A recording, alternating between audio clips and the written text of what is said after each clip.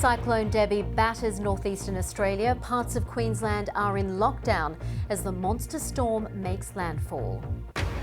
Iraqi forces fight their way deeper into the city of Mosul amid more concerns about civilian casualties. That is an inaccurate weapon. It might be good for the tempo of the military operation, but it isn't necessarily good for preserving civilian lives. The family of one of the victims killed in the Westminster terror attack speak for the first time about feeling the love of so many people.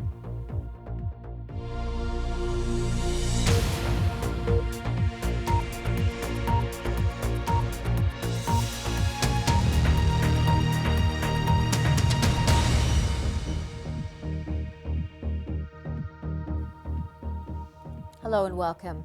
What's being described as a monster cyclone has begun to make landfall in northeast Australia. Tens of thousands of people, including tourists, have been evacuated from coastal areas amid warnings of winds gusting up to 250 kilometres an hour and dangerous tidal surges. Caroline Davies has the story. Well, our correspondent Howell Griffith is in the town of Ayr.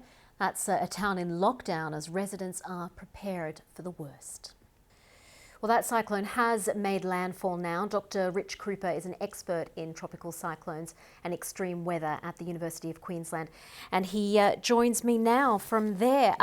Thank you very much for your time. First of all, can you explain briefly what is making this cyclone so destructive? Yeah, thanks for that. The cyclone has been in a very conducive environment for development. It's been sitting over really warm ocean temperatures on the order of 30 to 31 degrees Celsius. There hasn't been a lot of what we call wind shear, change in wind speed and direction with height that's been able to rip this thing apart. So it's been able to slowly but surely tap into the resources over the ocean to become a very intense cyclone.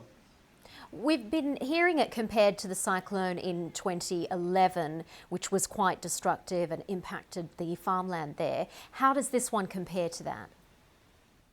It's hard to say, given that we're just experiencing landfall right now, and we haven't been able to get on the ground and look at the impacts of the storm completely. So I can't comment on and making a comparison between the two, but this is a very intense cyclone and very similar in terms of intensity.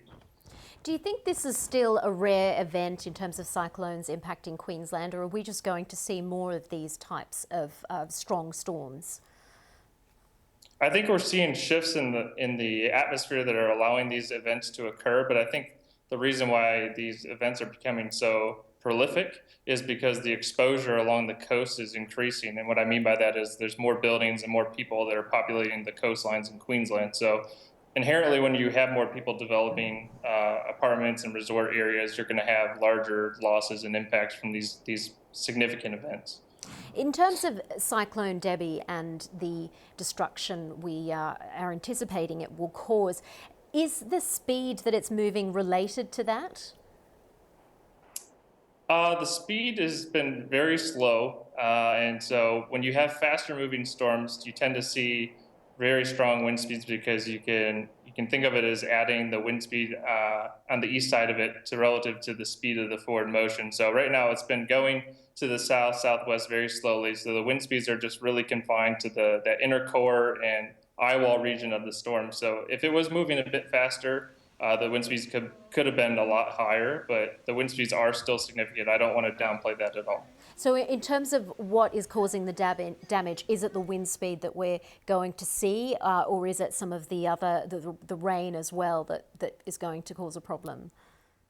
Yes, that's a good question. So the wind speeds definitely are going to be causing a lot of issues, as well as the rainfall, not only just for this region, but as it continues to migrate inland and down along the southeast Queensland coast, we'll be dealing with flooding and rainfall issues. But the storm tide is also a concern in a lot of the low-lying areas. So it's a combination of a lot of hazards, wind, rainfall, and storm tide. Dr. Rich Krupa from the University of Queensland, thank you very much for your analysis, and we'll certainly keep an eye on the story.